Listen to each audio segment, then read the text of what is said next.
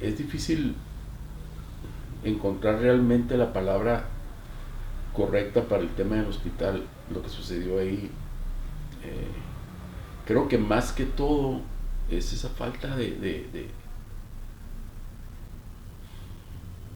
esa falta de humanidad con el paciente.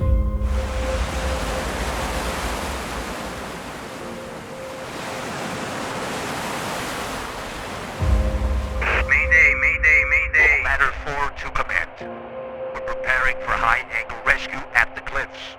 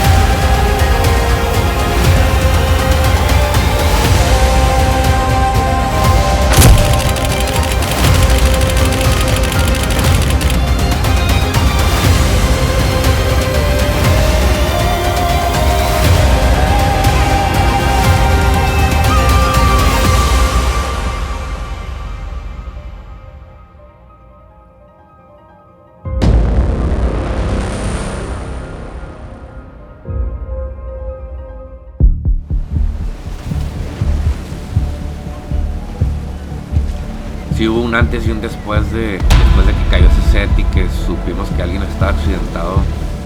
La tensión se sentía en el agua bastante fuerte, ¿no? I think it was instinctual for me. I just took kind of a tactical pause and I did a quick scan like I would in lifeguarding, and I started scanning the people waving and looking for somebody that looked to be in the most trouble. Still, 8, 9 people waving. I picked Coco out of the batch that looked to be in the most distress. I rolled up on Coco and he said, I'm hurt. And he didn't have enough energy to get himself onto the sled. And that's when the third wave was approaching. And I said, Coco, you got to take this wave. I'll be back.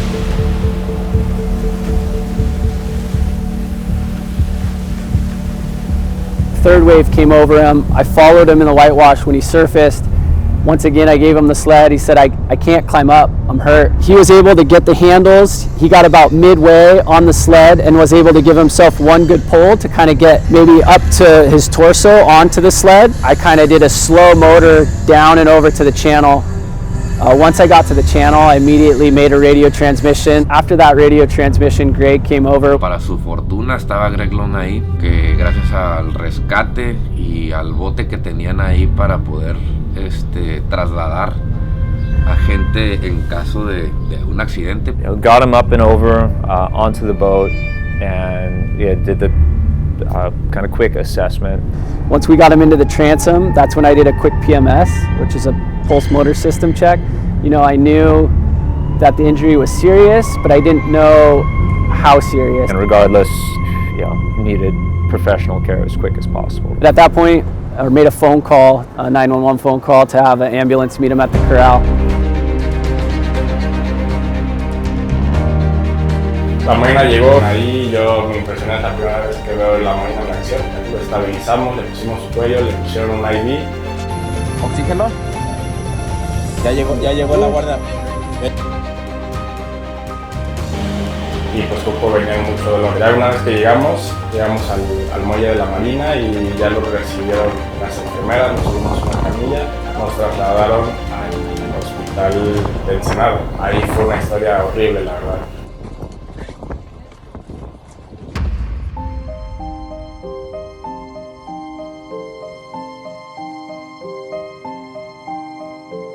Que estamos hablando del Hospital General, ¿no? Es un hospital del pueblo, hospital de gobierno, un trato muy frío. Tuve un mal presentimiento desde el arranque. It was the weirdest feeling ever. It was strange. It was horrible. I didn't know what was happening. I was in a lot of pain. Emotionally, I was broken. Broken in any kind of way. So, of course, not an easy situation to deal with. Coco was, I think, especially physically broken in the first moment, and then like the mental part that kicked in a little later. I could not lift my leg. I could not move my feet. I could not, nothing. This hospital, it was like a jail because I could not use a phone. I could not contact my friends. And then I could not speak to nobody. In the morning, I just couldn't do it anymore. I just started crying, and I was praying to God, and I was praying and crying, and then I saw Pete, and then I hugged him, you know, so hard.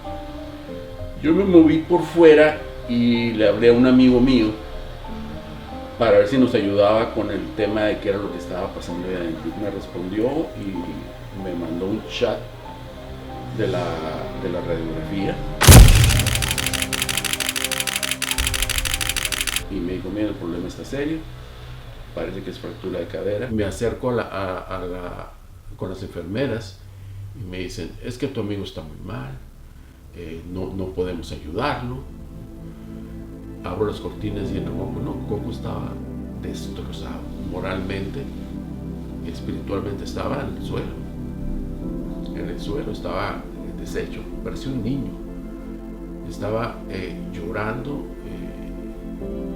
asustado, tenía mucho miedo, tenía mucho instinto, no sabía lo que estaba pasando, creía que era el fin, que algo se quedaba inválido. Me agarró, me abrazó y no me soltaba,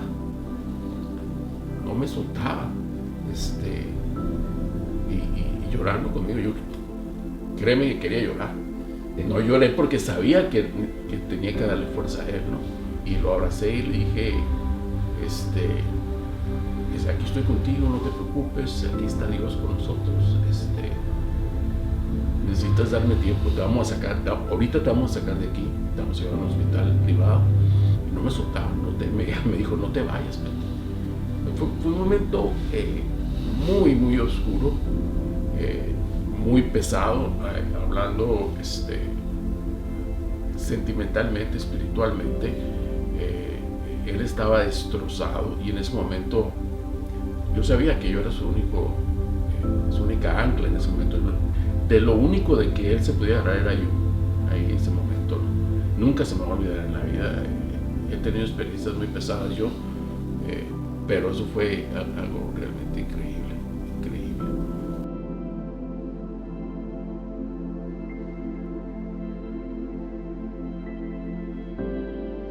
I have to tell you that there is something serious. And when he told me that, you know, when I saw his eyes telling me that, I was just like, in that moment I was like, oh, no, you know, I was so scared. I'm like, no way. What about, am I gonna be, no, about surfing, forget about it. And yeah, you will recover, but you're probably gonna be walking wrong or this and that. And I was like, no way, you know. In that moment, my mind was somewhere else. I was so scared, and then I could not talk to nobody. I could not speak to my girlfriend. I could not speak to my friends. I could not speak to nobody. And I was just like, the whole night I didn't sleep. And then Greg offered to you know, that to bring me up here to do the surgery in California. That his friend is a surgery guy, and he was able to help to do this surgery. I heard from Greg, I think, that he was at a hospital in Ensenada. They were kind of having a hard time finding a doctor to treat him. And so there was a question of where he was going to go from there, and whether he's going to go somewhere, be transferred somewhere else in Mexico to find a specialist, or if he could come up to the United States and where I could treat him.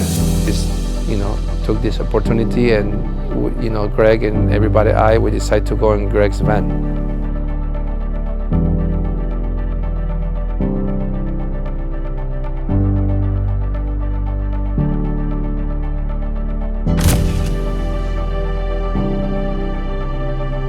He had what's called an open book pelvic fracture. The pelvis opens opens like a book. And it's primarily, we call it a fracture, but it's actually primarily a ligamentous injury. So the really heavy, major ligaments between the bones tear. And they tear because of this incredible amount of force or trauma that occurred to the pelvis. It just so happens actually that these are the strongest ligaments in the human body. And so always the first thing that we think about is hemorrhage control. And then finally just concerned with sort of the structures, the organs within the pelvis, like the bladder and some of the major nerves. We took him to the operating room, obviously anesthetized him, put him to sleep. And then we closed the book of the pelvis. And so the pubic symphysis, where the ligaments ruptured in the front of the pelvis, the best way to fix that, and the way that we fix it with Coco, is we put a plate and screws to hold the two hemipelvises together in the front here with a plate and multiple screws. In the front and in the back, we're secure. Like, hey, you know, you might be the right guy to help him out, so do you mind if I send him in? I said, send him on in. I remember Coco from back in the days when I went down to Porto with the whole crew, and he introduced me to him. I don't know if he remembers it, but I remember how he was kind of like the gnarly dude from Porto, you know what I mean? And like, whatever you do, G, when you go in the water, don't take off on Coco. It could be a bad thing. I said, okay, noted.